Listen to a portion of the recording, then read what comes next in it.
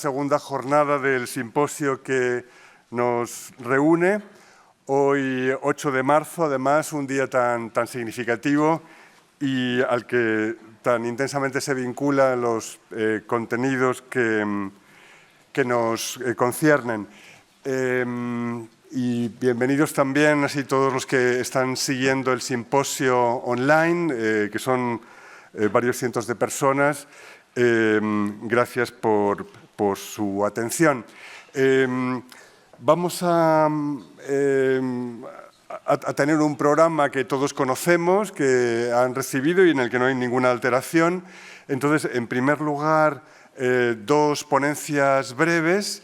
Primero, la de Mía Rodríguez Salgado sobre María de Hungría y, a continuación, mi compañero del Museo del Prado, Alejandro Vergara, conservador de pintura flamenca y escuelas del norte de este museo, nos hablará sobre Isabel Clara Eugenia. Ese es el programa que tenemos antes del descanso y que me alegro mucho de poder realizar. Así que escuchamos en primer lugar a la profesora Rodríguez Salgado.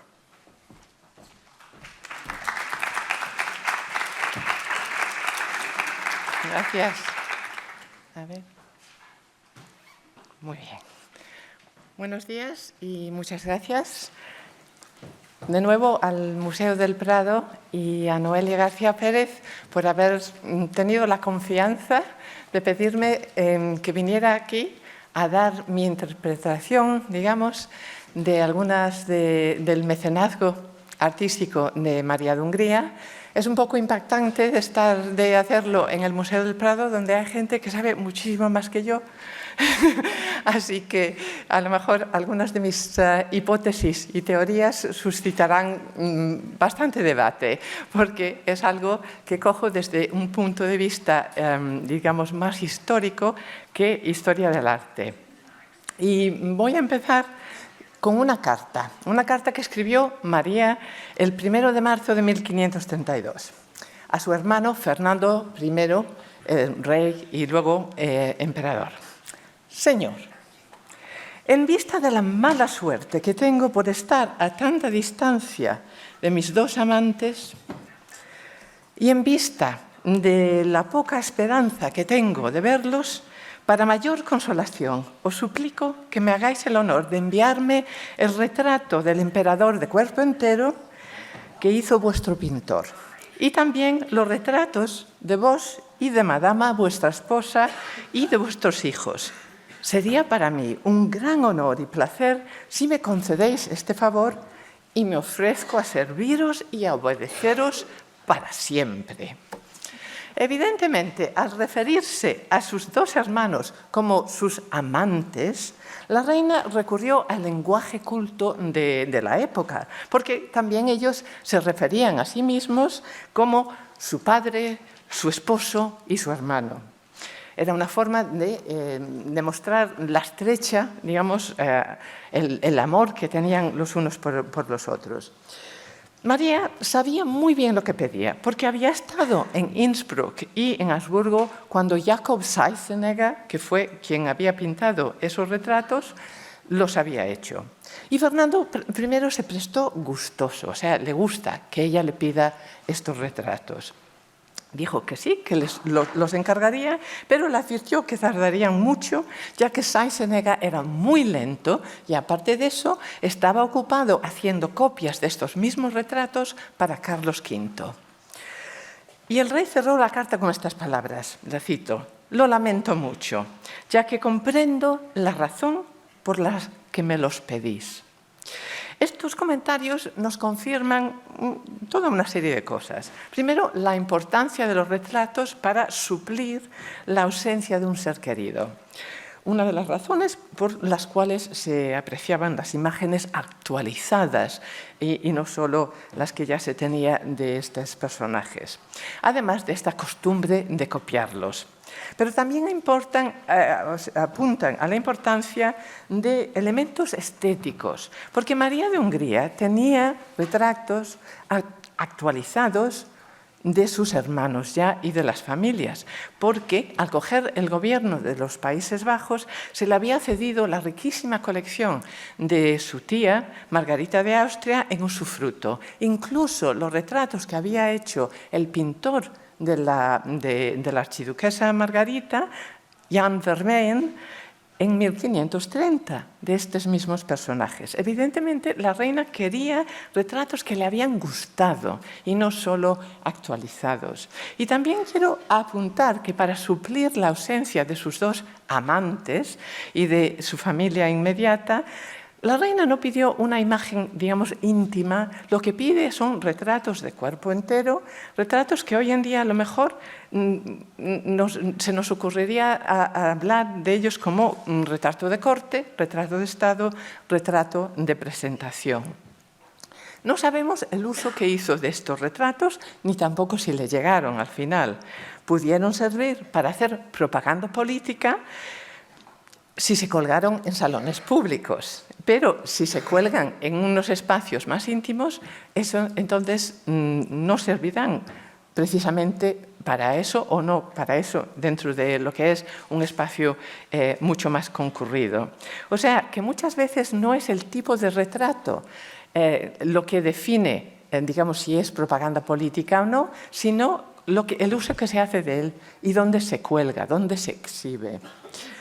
Es posible mantener que María de Hungría, la reina viuda de Hungría y Bohemia, sirvió a la dinastía desde que nació. Se casó con quien le designaron y después de la muerte de su marido ayudó a su hermano Fernando I a adquirir los reinos de Hungría, Bohemia, etc. Le sirvió por un tiempo de regente del reino de Hungría y luego cogió el cargo de regente y gobernadora de los Países Bajos en 1531. Y esta medalla, que se acuñó en 1532, pudo ser uno de los objetos artísticos que se hacen para promover este nombramiento y para, de alguna forma, representar a la reina con sus dos hermanos, como diciendo, se incorpora a lo que es el gobierno de la monarquía. A María también se le ha acreditado con haber jugado un papel fundamental en lo que es la imagen propagandística, política de su hermano Carlos V. Pero en esto yo creo que hay que matizar, porque la imagen imperial de Carlos V, con la cual se hacía esta propaganda política, ya estaba muy desarrollada cuando ella coge el cargo en 1531. Cambió mucho después del viaje del emperador a Italia en 1529, cuando se recibió en las cortes italianas con unas fiestas fastuosas, con arcos triunfales, con toda clase de objetos laudatorios, de textos, armaduras, todos ellos fundamentados en el estudio de estudios humanísticos y también con una ideología clásica, digamos, que le equiparaba con los emperadores romanos. Y el viaje culminó con la coronación del emperador en Bolonia en 1530, cuando realmente se fija esta imagen de él. Como demostró Juan Carlos D'Amico, la coronación se organizó por eruditos de la corte papal, no de la corte imperial. Entonces, esta es una imagen que más o menos se configura para Carlos V en este viaje de Italia, y a él lo que hace es jugar el papel que se le da porque es lo que más le conviene. Ahora, se prestó gustoso, lo que hizo, cortó el pelo y se creció la barba para tener una semejanza mucho más, buena a lo que era un emperador romano. Además de tener ya las pautas de la propaganda imperial muy bien asentadas, cuando María de Hungría coge el gobierno de los Países Bajos, el oficio mismo también influye cómo puede y lo que debe hacer respecto a la política propagandística. A ver si me explico. Como Carlos V declaró en el momento de nombrarla, os encargo, y aquí cito, os encargo y confío todo el gobierno como si fuerais mi otro ser o nuestro otro ser. Algo parecido a lo que es el nombramiento de la regente de Castilla, cuando dice que tienen que gobernar como si fuerais nos mismo. Pero en el francés realmente lo que alude es el hecho de que una gobernadora, una regente, es el otro ser del soberano, a autre nous-mêmes, ¿no? Entonces, en los Países Bajos, María de Hungría es el alter ego de Carlos V, por lo cual es su deber representar y reforzar la autoridad de su hermano, de dedicar su esfuerzo propagandístico a la promoción del emperador. Además, esta es una regencia que se debe a la ausencia de un soberano adulto que puede volver en cualquier momento. Esto le da bastante, digamos, apoyo o respaldo a la regente, pero también tiene menos, digamos, menos excusa, menos oportunidad de promocionarse a sí misma. Cuando hay un tipo de regencia de que la mujer está supliendo, digamos, por una minoría, entonces se puede hacer una campaña propagandística a favor de la regente de la mujer mucho más fuerte que si lo que hace es representar a un hombre que puede volver en cualquier momento. El tipo de regencia puede marcar el tipo de política que se puede hacer. Pero aparte de eso, naturalmente, que María como regente tiene que promocionarse a sí misma, tiene que reforzar su autoridad al mismo tiempo. Y este doble imperativo, la promoción de la autoridad del soberano y su propia promoción, no siempre es fácil de compaginar. Una vez que se le nombró regente, María tuvo que encargar retratos de sí misma para regalar, para entregar y también para mandar a la familia. Si no los mandaba, se los pedían. Era la norma. Y como sabemos, se pensaba que se podía indagar el carácter de una persona estudiando su fisionomía. Pero también era una forma de señalar lealtad, amor, digamos, alianza, exhibiendo el retrato de estos personajes. Y posiblemente este sea uno de esos retratos, de estos retratos oficiales que se hacían en cantidades asombrosas para regalar a todo el mundo, lo que Miguel Falomir llama retratos de promoción. Una vez que se le nombró como regente, la reina ejercía autoridad y patronazgo. Y entonces los vasallos de los Países Bajos y también de fuera también le hacen regalos, o sea, se vuelcan por ofrecerles obsequios, palabras, imágenes laudatorias, porque ella tiene poder, puede ejercer también patronazgo. Uno de los primeros regalos que recibe es una magnífica serie de tapices de la guerra entre Carlos V y los franceses con la batalla de Pavía, ¿no? Y no es posible saber si fue ella la que impulsó propaganda como la que vemos aquí, que hay una serie de medallas o de monedas, las dos cosas se utilizan. Yo ya las he encontrado desde 1536 hasta que ella se jubila en 1555. Y con dos variantes.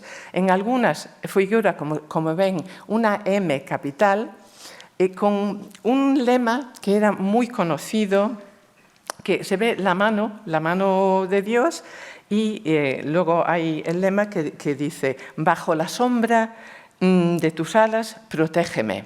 Y a veces menciona que es una alusión a Dios, que Dios proteja a esa persona, entonces puede ser ella misma la que las emite para decir Dios, protégeme a mí, pero en este caso también puede ser los vasallos que le están pidiendo protección a ella. Y era un lema que había utilizado Margarita de Austria en unos famosos tapices que tiene de 1528 también. Otros lemas como el de la cigüeña, que como saben el mito de la cigüeña que se vuelca por cuidar y por proteger a sus crías y que tiene miedo de caerse dormida porque si se duerme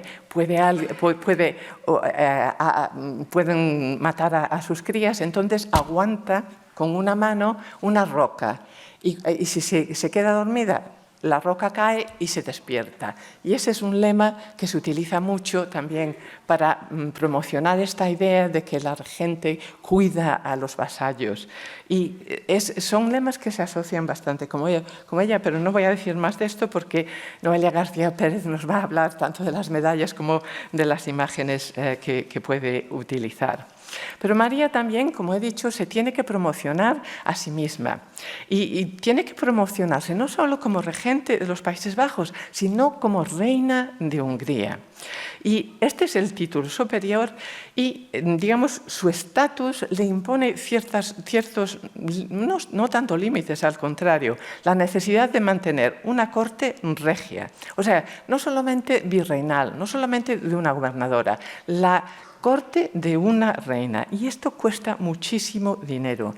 Y los gajes o el salario, digamos, que recibe por ser gobernadora no cubre los gastos de una corte regia. Ella sigue dependiendo de lo que recibe de todos los territorios que se le han dado en dote en Hungría y en Bohemia. Entonces tiene que seguir representándose como reina de Bohemia. Es imperativo para ello. Y lo hace a través de la forma más, digamos, habitual que se utiliza en esta época para representarse a sí misma, que no es una imagen, es el escudo. Un escudo que inmediatamente dice, esta es una persona que pertenece a la Casa de Habsburgo y también es reina de Hungría. No sabemos mucho de lo que es, digamos, el patronazgo artístico de María antes de los últimos años de su regencia, pero tenemos algunas claves que lo que nos indican es esa capacidad de pensar a lo grande y de promocionarse en sus dos personas, o sea, como regente y como reina de Hungría. Uno de los ejemplos más notables que tenemos es el encargo de vidrieras. Me es difícil siempre decir esa palabra, vidrieras. En 1537 se hacen estas para la Catedral de San Miguel de Bruselas, de cartones de Bernhard van Orley, y hace dos. Uno de Carlos V y la emperatriz Isabel y otro de ella misma con su marido, su difunto marido, Luis de Hungría. Pero realmente es uno de los pocos ejemplos que tenemos de esto y no se ve muy bien. Mis fotos son fatales, aparte que están muy altas. Pero en esa rotonda lo que hace es identificarse como esposa de Luis II y hermana de Carlos V. Esta doble persona y de nuevo se identifica por su escudo. Las vidrieras es algo que se ve que le apasiona y que son carísimas y vuelve a patrocinar otras dos, bueno, una gran vidriera bastante más tarde, otra vez en la Catedral de Bruselas, un proyecto que había empezado Carlos V en 1536 para una capilla del Milagro del Santo Sacramento y muy típico de Carlos V, empieza algo y no lo acaba. Se hizo la vidriera de sí mismo y de Isabel, paga por una de su hermana mayor, Leonor, con su segundo esposo, Francisco I, y de su hermana menor, la más joven, Catalina, con su esposo, Juan III de Portugal. Y ahí lo deja. Queda el resto de la familia sin hacer. En 1547, Fernando decide, yo me represento ahí, y paga para que le hagan su vidriera con su esposa Ana de Jagellón, que se muere ese mismo año. Entonces María dice, y yo ahí también, y paga porque se haga la de ella con Luis. Nadie paga para que se haga la última que quedaba, que es de Isabel con Cristiano de Dinamarca. A la reina Isabel de Dinamarca se le hace desaparecer casi tan totalmente como a Juana I. ¿Por qué? Porque había sido luterana y porque había acabado exiliada. Y no se le representa en muchas de estas, digamos, lugares emblemáticos de la familia, de la dinastía. Es como si no hubiera existido. Dos palabras muy breves porque Si hoy no me paro a tiempo, me matan. Noelia García Pérez es muy firme para estas cosas. A decir algo de lo que es la religiosidad de María de Hungría, porque también va a hablar más de esto Palma dentro de un minuto y sabe mucho más que yo. Pero realmente quería rectificar así en público, porque yo había pensado, como ha dicho mucha otra gente, que María de Hungría no es una mujer muy devota, que realmente pasa de cuestiones de religión, que lo suyo es la política. Y esto no es verdad. Una mujer que lucha por años para tener este magnífico retablo en su capilla. Es una mujer con una sensibilidad religiosa y estética extraordinaria. Y tenemos otros indicios, digamos, de lo que es su capacidad y su promoción de cierto tipo de espiritualidad en otros encargos. Por ejemplo, antes de 1545 fundó una capilla en Mons, en Hainaut, que desgraciadamente no queda mucho. Lo que han hecho es con los trozos de lo que quedaba, se hizo por su arquitecto favorito, Jacques Dubroc, y lo que queda lo han puesto así en un retablo, pero realmente no encaja porque tiene dos escenas de la construcción de un edificio y el resto de la pasión de Cristo. Pero lo que nos da una idea que sí que hubo una promoción religiosa por parte de la reina, que realmente está todo por descubrir. Si aquí hay gente que está buscando temas, por favor, María de Hungría, falta mucho. Voy a mencionar otros, pero lo que es la promoción, digamos, o el patronazgo religioso realmente se necesita hacer. Y otro, muy brevemente, la Santa Margarita, que pudo ser la que está aquí en el Prado, es uno de los encargos que hace a Tiziano, de los muchos encargos que hace a Tiziano, y como se puede leer en la página web del Prado, tiene mucho que ver, aunque no sea esto, sería una copia, un tipo, porque este es el tipo de Santa Margarita que hace Tiziano. Se ve la semejanza que tiene a la imagen de Santa Margarita de Rafael, y a eso apuntan. Pero yo quiero apuntar a las diferencias, porque Rafael, igual que lo hacían en la época medieval, la Santa Margarita y saliendo del dragón es una imagen muy popular, una devoción muy intensa. Pero siempre la santa, con la cruz que al final ahuyenta al demonio, se ve con una paz tremenda, muy entera, muy confiante. Y la Santa Margarita de Tiziano no es así. Nos enseña el terror, ella pide ver lo que es el enemigo, el demonio, y lo ve. Y acaba engullida por el demonio. Y lo que Tiziano capta es el terror que esto le debió provocar a Santa Margarita, y es la imagen que escoge María de Hungría. No de estas, aquí yo he salido fenomenal, ¿no? No, es, Dios mío, pero qué horror, cómo es el demonio, ¿no?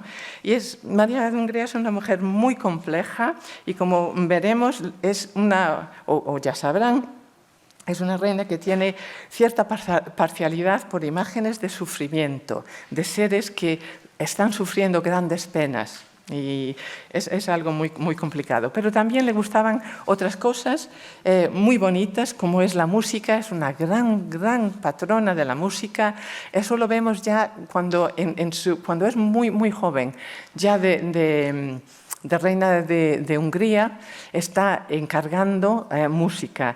Y ahora se está trabajando mucho sobre los motetes y la música que se hace en su capilla de Bruselas, que tiene una capilla, dicen, mucho mejor que la del emperador Carlos V, más grande, más cara, de mejor calidad. A María le apasiona la música, una de sus damas es música, y y también se le dedican muchas piezas de música. La música es, sí, algo lúdico, es algo muy bello, es algo que te puede calmar, es algo que te habla, digamos, al corazón, a las emociones. También es algo político, porque ahora lo que se está trabajando es cómo puede, digamos, la letra de una canción, de un motete, estar reflejando o comentando unos acontecimientos políticos. Entonces, es una mezcla. Todas estas cosas no se pueden poner en casillas separadas. Hay que verlos como... Es multifacético el patronazgo artístico. Otra cosa que colecciona, pero unas cantidades extraordinarias, son los tapices. Y los tapices son la mayor manifestación de magnificencia y de poder dentro de lo que es las obras de arte. Las joyas sí, todo eso, pero realmente esto es lo que decía aquí una persona aristocrática, noble, y es como se decoran los salones, pero también tienen un uso muy práctico. En invierno son fabulosos para cortar el frío. Pero ella al final se va a España con parte de su colección y son más de 200. Así que es algo que le apasiona. Y son los tapices los que decoran siempre las salas principales y los que están ahí detrás de todos los actos, como vemos en estos grabados, que es la despedida de Carlos V y también la despedida de la reina del gobierno de los Países Bajos, esa transferencia del poder en 1555, cuando ceden el poder los dos a Felipe II. Y es ella, lo más probable, la que hace el encargo, y lo que es definitivamente es que ella se encarga de todo lo que es la producción y el diseño de los tapices de Túnez, esa gran serie que sigue utilizándose ahora en los actos más importantes de la monarquía, que son unas escenas de la campaña de Carlos V en Túnez en 1535. Se empiezan a elaborar en junio de 1546 y no se acaban hasta 1554, cuando se regalan a Felipe II para que se pongan como decoración en su boda en Londres en 1554. Estos tapices, sin lugar a dudas, son propaganda política. Es lo que hacen es promocionar una imagen triunfante del emperador, promocionándolo como líder del cristianismo, del mundo cristiano, en contra de los musulmanes, en un momento en que está siendo criticado duramente porque acaba de hacer paces con el sultán y con las potencias de Argel. Entonces es una forma de encubrir lo que es una derrota política, dar marchachas, promocionándose justo como este paladín de la cristiandad. Por los tapices y por obras como la que es el cuadro de Tiziano de Carlos V a caballo en Mühlberg, ha crecido esta imagen, esta reputación de María de Hungría como, digamos, cabeza de la propaganda política del emperador. Y esta obra, como saben, está aquí en el Prado. Se ha interpretado como un singular icono del poder, un ejemplo sin par de la glorificación del emperador como caballero cristiano por antonomasia, como triunfante emperador romano. Y no sabemos a ciencia cierta que fuera María quien lo encargó, pero que sí que formó parte de su colección por lo menos a partir de 1556, y a partir de eso pasa a la colección de Felipe II, posteriormente, naturalmente, a la del Prado. Su reputación también como promotora de la dinastía, no solo de su hermano, se basa en la colección de retratos de la familia imperial que tiene, especialmente los que reunió entre 1548 y 1553, digamos, casi todos por Tiziano y por Antonio Moro, o Antonis Mo. La reina envía a Moro a Portugal y a Inglaterra para conseguir, digamos, la colección completa. Esta colección, ya digo, especialmente esta última colección, es lo que debíamos decir, porque no es la sola colección de retratos que tiene de la familia, se ha interpretado, entre otros, por las profesoras Eichberger y Jordan Grend, como un proyecto destinado a promocionar a la dinastía, algo que era muy necesario a partir de 1548 por el conflicto que había desatado Carlos V al decidir cómo se iba a repartir su extraordinaria herencia. El conflicto que hay entre el emperador y su hermano Fernando I fue tan intenso que acabaron sin hablarse. Entonces, Carlos V tuvo que llamar a María de Hungría que se fuera en diciembre, en pleno diciembre, de los Países Bajos, dejando el gobierno de los Países Bajos y que se fuera a reunirse con ellos en Augsburgo para sanar la brecha que se había abierto entre los dos hermanos. Pero, digamos, esta colección también responde a necesidades afectivas y estéticas de la reina. La reina coleccionaba Tiziano, colecciona Antonismo, colecciona retratos de los mejores pintores, de los mejores retratistas de su época. Quiere decir, aquí yo tengo más que nadie. No solo es cuestión de política, no solo es cuestión personal, digamos, quiero ver a mis amantes, que no los tengo a manos. Y otras, como ya sabemos, otra de las obras extraordinarias que encarga a Tiziano son las cuatro enormes pinturas mitológicas que pasaron después de su muerte a la colección de Felipe II. Dos de ellas están aquí en el Prado, que se conocen como Las Furias o Los Condenados o Las Penas del Infierno. Tienen varios nombres. Y estas obras han añadido de una forma muy notable a su reputación como promotora de propaganda política a favor del emperador. Y esto necesita un poco más de explicación. ¿Por qué estos desnudos descomunales masculinos se consideran pura propaganda política y no solo, digamos, estética, que responden a una estética?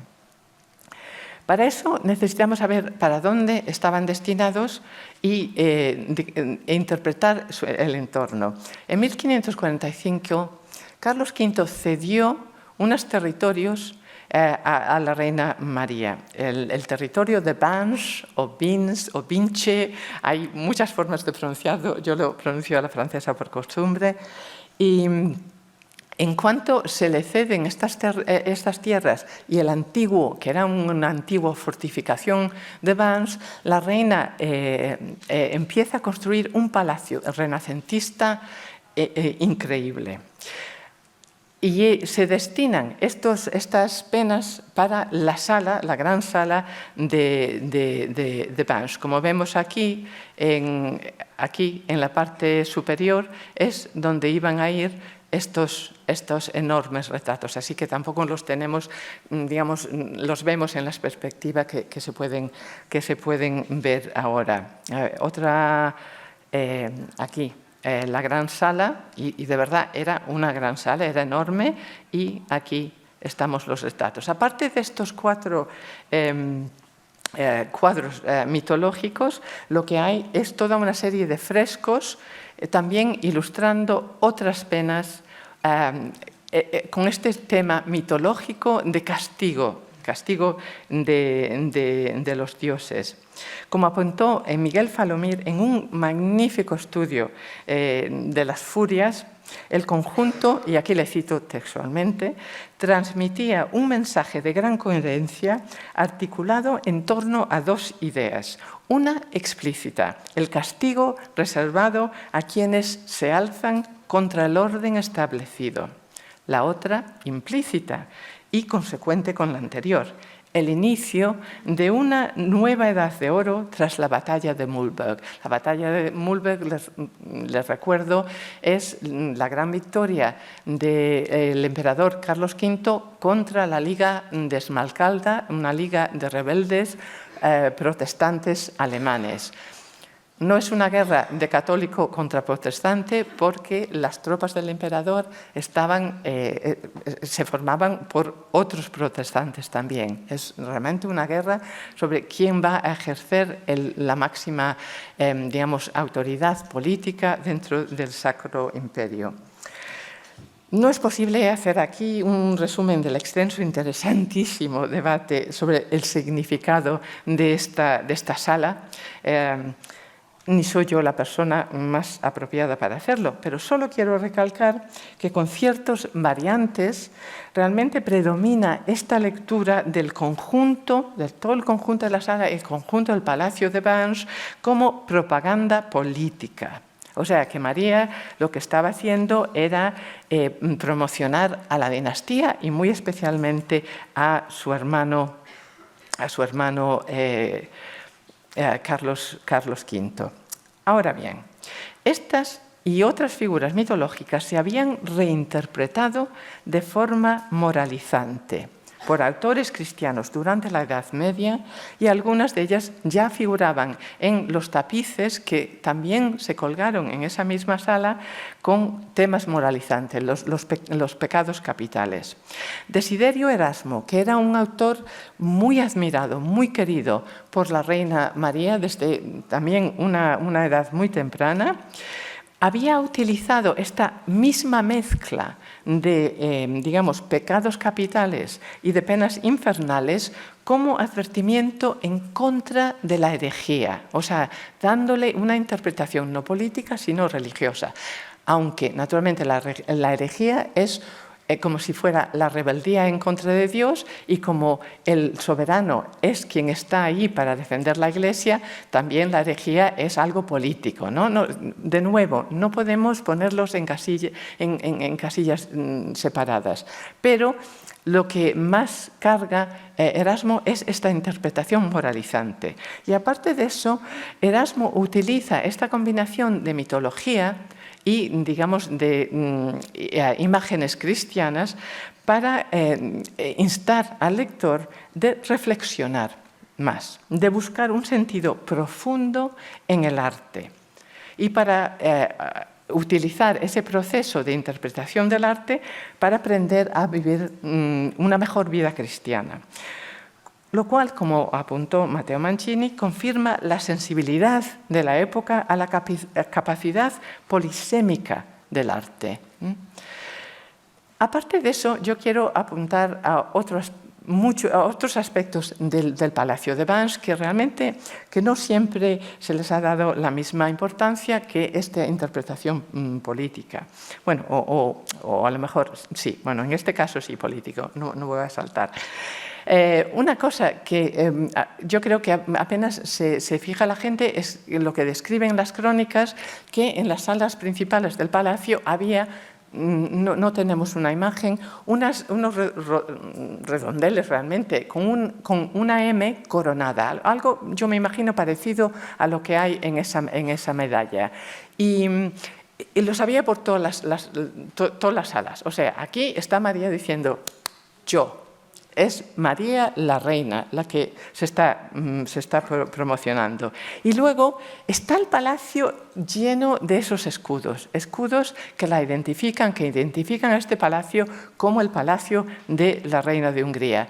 Y en la chimenea principal del gran salón lo que hace es asociarse también con el emperador. Entonces está su escudo, por un lado, que no está muy bien representado aquí, y el escudo del emperador en otro lado. Así que ella se está promocionando de una forma muy evidente y no solo, ya digo, cuestión de promocionar a su hermano. Esta es una reconstrucción que se hizo de Vannes en 1926. No sé, es una aproximación a lo que sea, a lo que pudo ser. Quiero que se den cuenta es enorme. Vannes es un palacio enorme. Además que es un palacio que tiene cerca dos palacetes para ir de caza o tan solo para salir por unos días. Es el mismo concepto de palacio principal y luego palacetes alrededor que luego hace Felipe II con Madrid, el Escorial, el Prado, etcétera, el Pardo, etcétera, etcétera. No, es esta idea de vivir como digamos, un rey, como un príncipe, y es lo que está creando María de Hungría a partir de 1545 en Vannes, Mariemont y Turnhout. Entonces, ¿qué nos dice esto?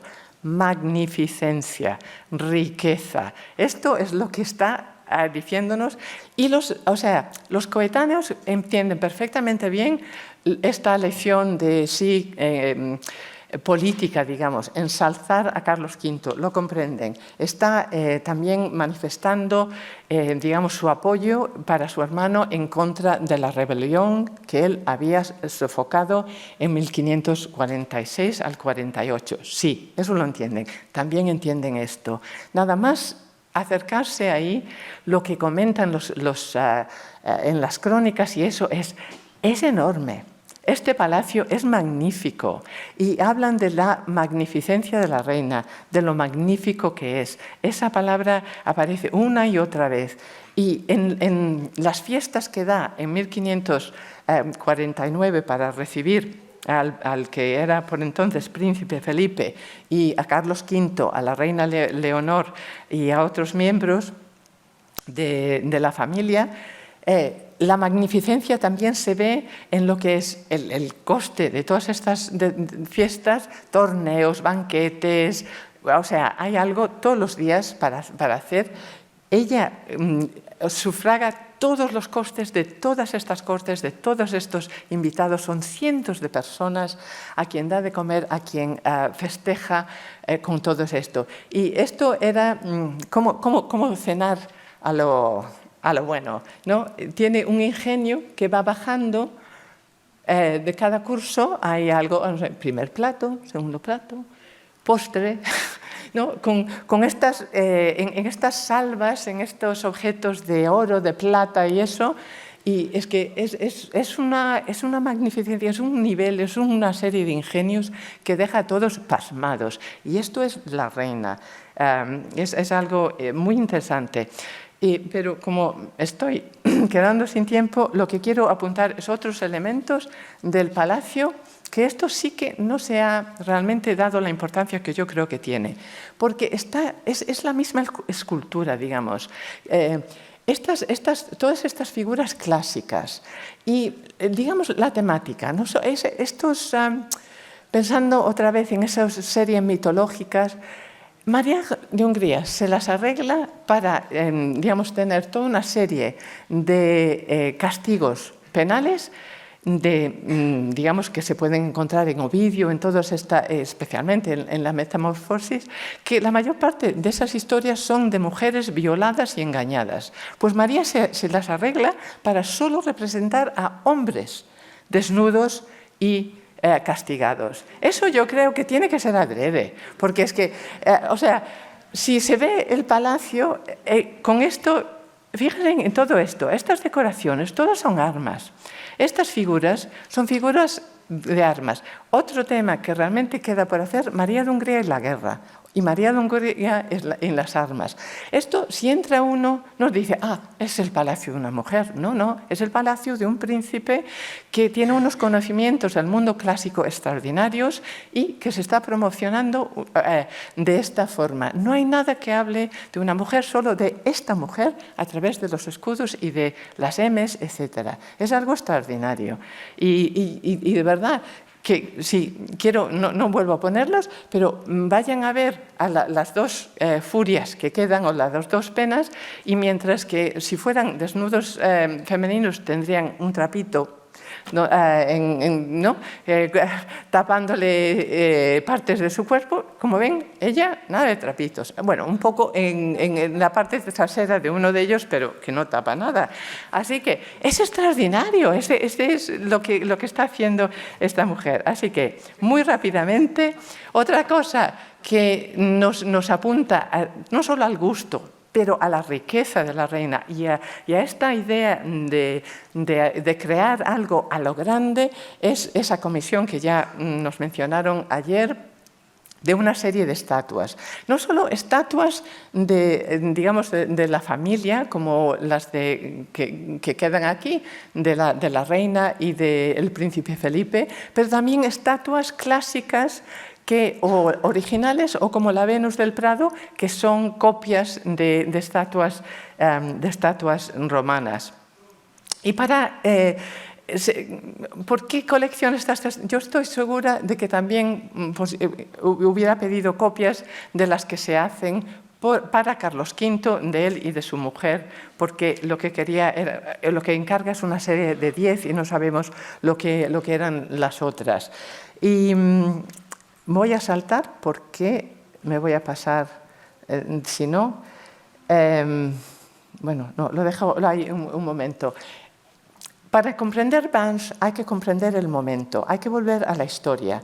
¿Qué está haciendo? ¿Por qué está edificando María de Hungría en 1545? Sí, porque le ceden estas tierras, muy bien. Pero ¿qué es lo que está haciendo? Está preparándose para jubilarse. María de Hungría quería haberse jubilado en 1544 y su hermano no lo deja, la necesita ahí. En 1548, Carlos V llama al príncipe Felipe para que se vaya a los Países Bajos. ¿Por qué? Porque ha decidido, y no lo decide hasta finales de 47 o principios de 48, quién le va a suceder en los Países Bajos. Hasta ese momento se esperaba que los Países Bajos se iban a ceder a su hija, la infanta María, a quien casó con Maximiliano.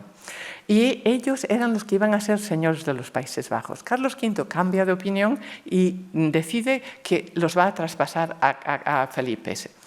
Cuando va el príncipe Felipe a ser jurado como heredero, todos, incluso María, estoy segura, aunque no tengo pruebas fijas, pero sí muchos de los vasallos de los Países Bajos piensan que ahora lo que va a hacer es o ceder los Países Bajos al príncipe Felipe o dejarlo de gobernador, de regente. Entonces María piensa que se va a jubilar en el 48-49. Y entonces lo que está construyendo en Vans es su palacio para vivir el resto de su vida. Entonces, si se va a interpretar solo desde un punto de vista político, hay que decir, bueno, no es el palacio de una regente. Esto es un palacio de una reina que está haciéndolo también para su placer y, ante nada, para su memoria. Yo creo que, y ahí lo voy a dejar, con esta interpretación que estamos recargándonos demasiado, digamos, en el valor que lo tiene y en los fines y en la manipulación del arte para fines políticos, y eso se hace. No quiero decir que no se haga, pero yo creo que el peligro, especialmente con María de Hungría, es que nos cargamos tanto en ella como servidora de la dinastía, servidora de su hermano, manipuladora de la propaganda, que nos olvidamos que ella también es una mujer muy fuerte, con una conciencia muy clara de quién es y por qué está en el mundo, y que lo que está haciendo ella en Vans y con el arte a partir de 48 es dejar su memoria. Es su fama la que se está construyendo ante nada, y naturalmente para ella su memoria depende también en parte de su asociación con Carlos V. Y con eso lo dejo. Muchas gracias.